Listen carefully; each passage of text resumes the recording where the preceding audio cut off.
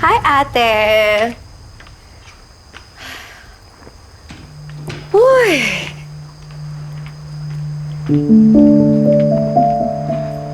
Oh my gosh!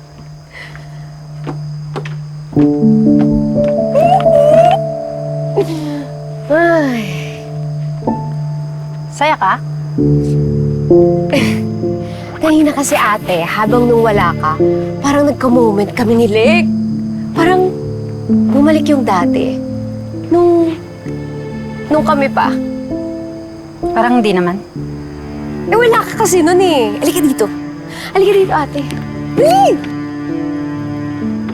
Dali na. Sa tingin mo ba may feelings pa sa akin si Lek?